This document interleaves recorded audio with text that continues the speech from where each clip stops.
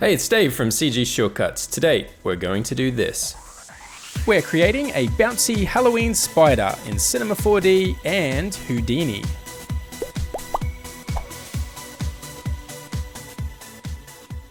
This tutorial was brought to you by our epic Halloween sale over at cgshortcuts.com, where you can get 20% off all of our online courses, including our brand new REDSHIFT Materials Masterclass, which we finally released today. If you enjoyed our OCTANE Materials Masterclass, but you've been thinking about learning REDSHIFT as well, you're probably going to enjoy this one. The sale starts today and goes through to Sunday the 31st. And it does include all of our courses, so that's also the Houdini Jumpstart course, if you like what you see in this tutorial and want to learn a bit more about Houdini as well. Okay, without any further ado, let's hop into Houdini and start the tutorial. So Houdini and Cinema 4D do work hand in hand with each other, and sometimes it's quicker and easier to set up different effects here in Houdini before finishing them off over in Cinema 4D. And that's exactly what we're going to do this week. So let's kick things off by bringing in a geometry node in Houdini. So we'll hit Tab on the keyboard and grab one of those. And we'll click again to go inside that node. And from here, we'll hit Tab one more time to bring in a file node. And we'll use this to import our spider 3D model, which is available in the project file you can download below. So let's navigate to where we have that on our computer, spidermodel.obj. And we'll import that. And it's come in pretty massive. So we'll also add a transform node after this. And we'll click here to activate that. And we can scale this down uniformly with this control here.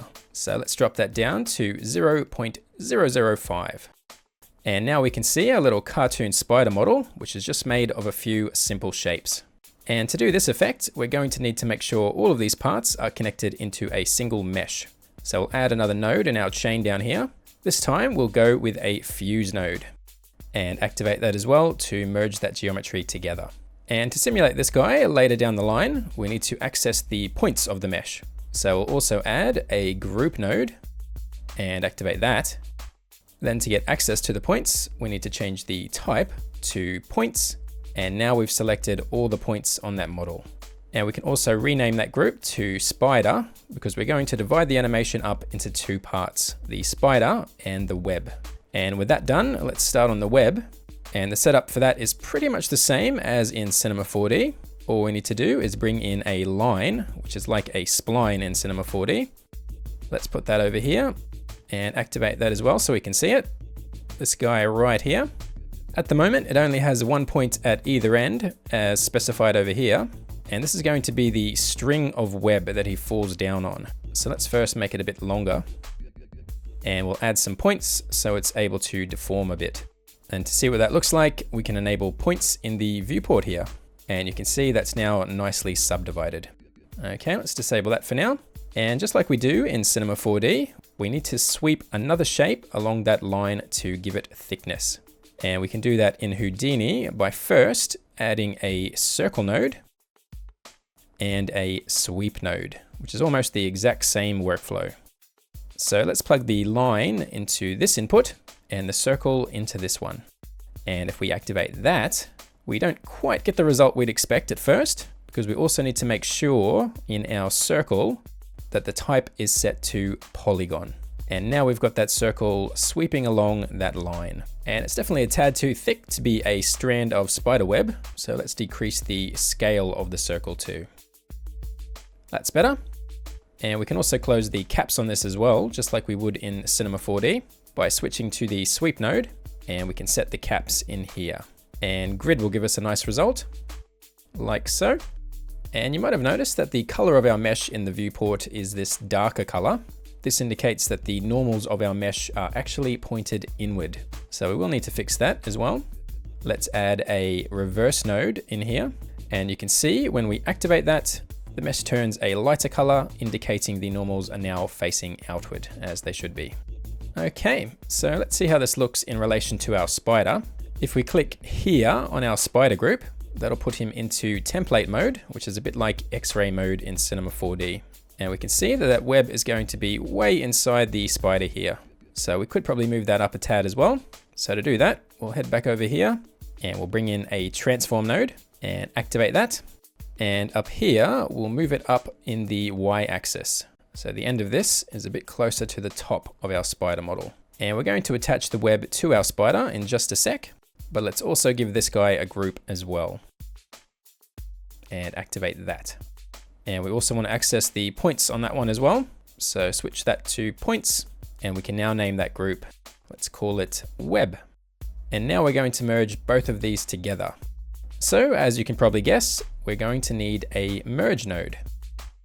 So we'll plug both of those in and activate that too. And we also don't need that X-ray template mode on anymore. So let's switch that off. And now we can get ready to animate this guy falling down onto the screen. So let's add another transform node, which will now affect all of our objects. And we'll switch that on. And now if we grab the move tool here, we can see that the pivot point is in the center of the spider here. But ideally, we want that up at the top of the string here, so we can dangle him down from there. So to move that, we'll take a look over here under the pivot transform, and we'll just shift that up in the y-axis, maybe to 3, or maybe 3.3. So that pivot point is now at the top of the web. Okay, so now we're up to the fun part. We want our spider to fall down and behave dynamically. So we're going to want our simulation to be performed on a single clean mesh, or at least a mesh that has nice even geometry that's going to simulate fast and efficiently. So we're actually going to convert this into a VDB volume, then back into a nice clean mesh. So first we'll need a VDB from polygons and activate that, which gives us the rough shape of our spider, but it's probably a bit too low res like this. We'll need it to conform to the shape a bit closer. So in here, let's change the voxel size to something lower. And that's looking a lot closer now. So the next step is to convert this VDB shape back to a polygon mesh. So we need to add in a convert VDB and activate that. And we want to convert the VDB to polygons, which if we zoom in here, looks way too dense. We definitely want our mesh to be as low poly as possible for a simulation. So let's reduce this by adding a remesh node. And when we activate that, you can now see the results of that remeshing. But it is a bit too intense right now, so we'll refine that up here under the target size. And we need to decrease this value until it gives us something that retains the shape, but is low enough to sim easily. And I know for a fact that 0.04 will work nicely for this particular model, so let's try that. And I think this should work for us. And if you've ever done our dynamic hamburger tutorial before, where we use the mesh deformer in Cinema 4D to simulate a low res mesh and use it to drive a high res mesh, that's exactly what we're going to do here in Houdini. But just like in that tutorial, we need to make sure that this low res mesh doesn't intersect our original mesh. Otherwise, we might run into problems a bit later on. So we actually need to offset this mesh ever so slightly so the original mesh fits nicely inside. And we can do that with a peak node. And we'll use this to push that mesh out a bit so it doesn't sit at the exact same space as our original mesh. So a small value up here in the distance is all that's needed. So let's try 0.006. And now, before we simulate this, let's first move this into another group and activate that.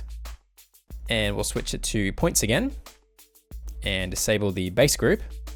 And we'll rename this to anim points for animated points.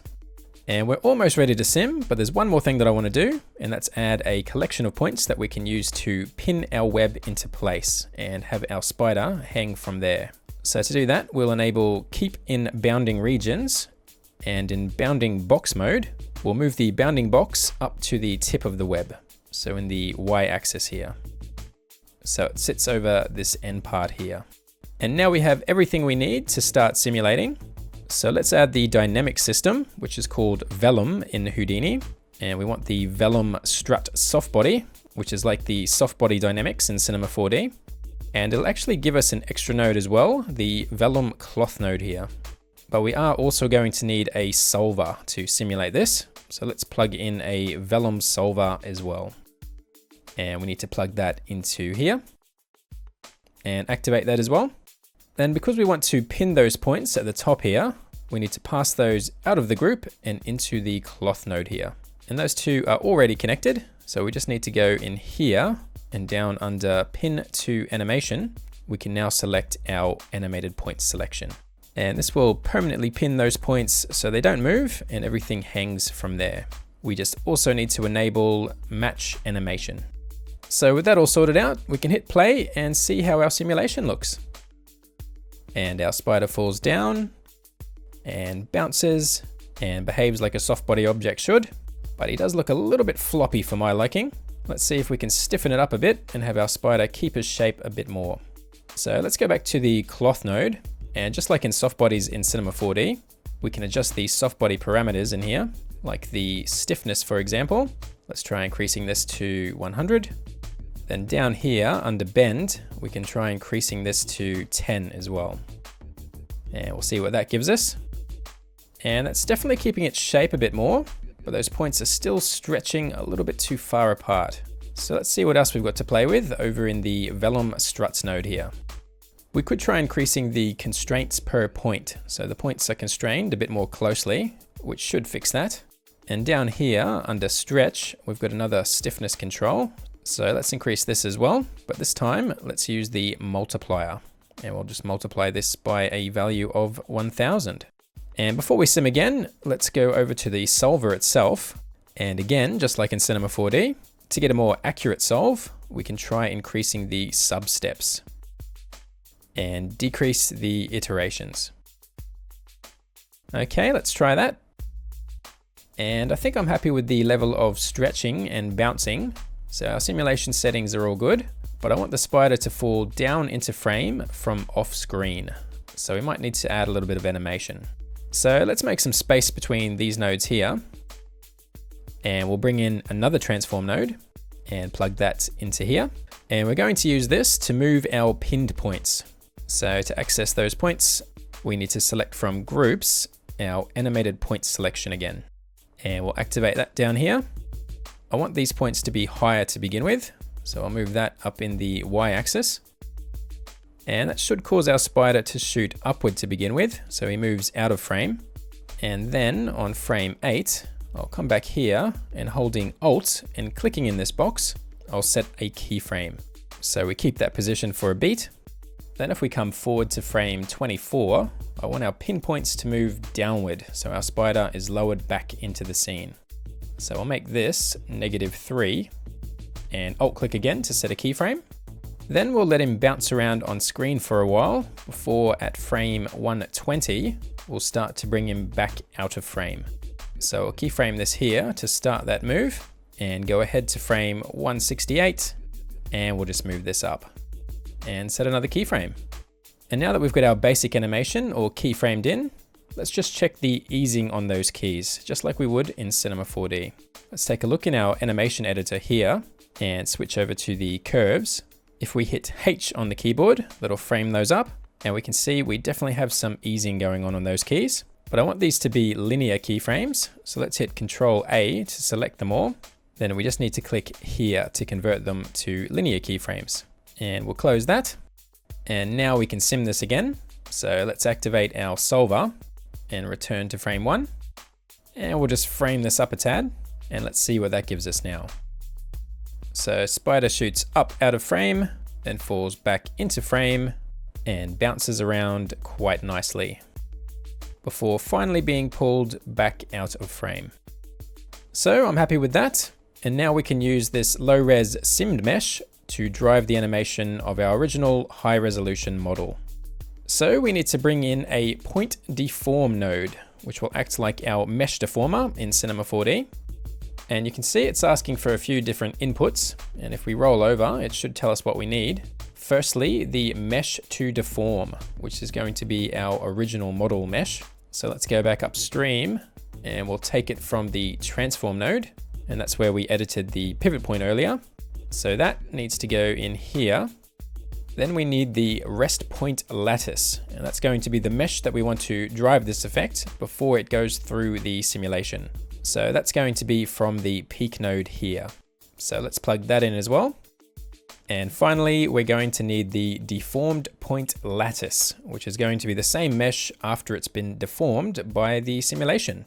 So we need to grab the geo output of the solver, and that goes in here. Then we can tidy up the connections by hitting Shift S on the keyboard. And if we activate that, we're now seeing our original model's mesh. So maybe we'll switch to the smooth shaded mode. So in theory, our simulated mesh should now be driving our original model. And we could probably check that by just scrolling through the timeline now that that's already cached. And I think that's just about it for the Houdini part of this tutorial. So all we need to do now is export our spider and the web to Cinema 4D to put on the finishing touches. So to export those parts separately, let's connect up another node at the end here. This time we're going to use a blast node, which we can use to isolate different parts of our scene. So let's enable that. And by default, it removes everything, which is probably why it's called the blast node, because it blasts everything out of the scene. But we can tweak this to give us just the parts we need. Let's see if we can isolate this to a particular group. And let's do the spider first. And it's actually done the opposite there. It's removed only the spider, leaving us with just the web. But we can invert this by switching to delete non-selected, which gets rid of everything else but the spider. And so we don't get confused, we can also rename this to spider, so we know which part is which. Then we'll duplicate that and do the same thing for the web. And it's just a matter of deleting this and switching it for the web. So now with both elements separated out, we can export them as Alembic files for use in Cinema 4D. So let's bring in a ROP, which is a render output node that we'll use anytime we're exporting from Houdini. And the one we want is the Alembic output. And we'll connect that to the spider and set it to export the full frame range, which in this case is frame 1 to 240. And we can also set a path and name it whatever we like. Spider is probably a good choice. Then we'll duplicate that and the same again. We just need to change the name to web. And finally, we just need to go into these and save them to disk. So go ahead and save both of these out, and I'll see you over in Cinema 4D where we'll import these and add the finishing touches. Okay, so I've already got two basic materials set up here. One's a clear plastic and the other one's a black matte plastic. And we're going to use these on the googly eyes we're about to create for our spider guy. So we'd better bring him in first. Let's go up to File and Merge Project. And we'll select our spider Alembic file. And I think the default import setting should be fine. So we'll OK that. And the scale between Houdini and Cinema 4D can be a bit off. Our spider is looking pretty tiny in our Cinema 4D scene, but we can easily scale up the Alembic file over here. So let's set this to 50 maybe. And so we don't get confused, let's also rename this as well. Then we'll quickly do the same thing for our spider web. And that will need the same scale of 50 as well. And now both of those parts are matching up, and we can also rename that to web.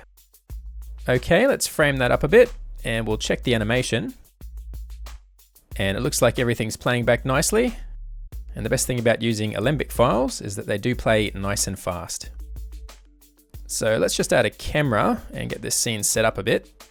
And we'll disable and hide that for now while we work on creating the eyes.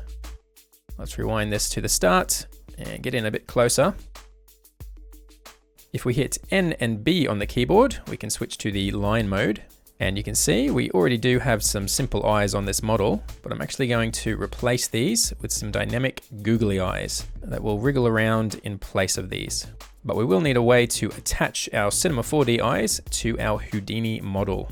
And I'll show you a cool little trick we can use to do exactly that. Firstly, we need to select some points on this mesh. But you'll see if we grab the spider mesh and switch to point mode, we're not currently able to access any of those points in the Alembic import. So the way around that is to make this an editable object by hitting C on the keyboard. And now with our point mode selected, we can select points on the mesh. So let's grab this point right here in the middle of this eye, which is where we'll attach our new eye to. Then we'll hit Shift C on the keyboard to bring up our command window, and we'll start to type set selection and grab that. And we can name our point selection over here. Let's just call it something like 1. And that's created this point selection tag. And we'll deselect that and do the same on the other eye. And set selection. And we'll call that one number 2. Okay, we're done with the points now. So let's go back to object mode. And even though we've made this mesh editable, if we hit play, you can see that's still kept that animation baked into the Alembic file, which is quite cool. And you can see this is because the Alembic tag is still here, giving us all these options if we need them. Okay, so now that we've got points to attach the eyes to, we'd better create the eyes themselves. And I think we'll use a simple sphere for this. And we'll just scale it down and get it into place where that left eye is. And we'll just match this up roughly.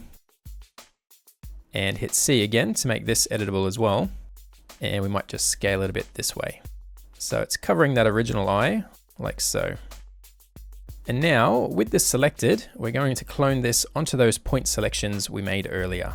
So we'll hold down Alt and add a cloner object, which will automatically be applied as a parent. Then down in the Object tab, I don't want to clone this as a grid, but onto an object instead. And that object is going to be our spider. So let's drag that into the object slot. And we don't want these to be cloned all over the surface of the spider, but rather the selected vertices. So we'll choose vertex. And now, of course, there's one on every vertex, but we want to limit this to our vertex selections. So we'll just need to add our selection tag down here.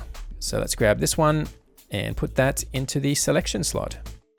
And now that's attached to the right spot, but we'll just need to rotate this so it's pointing out in the right direction. So over in the Transform tab, let's just rotate this 90 degrees. All right, so this part of the eye is going to be see-through. So let's put this clear material onto that. And we'll hit NA to switch back to shaded mode. And I just want to move this a bit further out so it doesn't intersect with the original eye. And I'll probably cover this spider with hair for the final render anyway, so you won't be able to see what's underneath. Let's just shift this out in the Z axis. Okay, so that's the outer part of eye 1 sorted. Let's rename this to something like cover 1. Then we'll make a copy of this and name that cover 2. And we need to attach this guy to the other eye point. So back here, we need to input that second selection tag into the selection slot of our second cloner. Very nice. So that's the outer eye bits done. We now need to make the googly pupil bits inside. So we'll duplicate both of the covers and rename them to inside 1 and inside 2.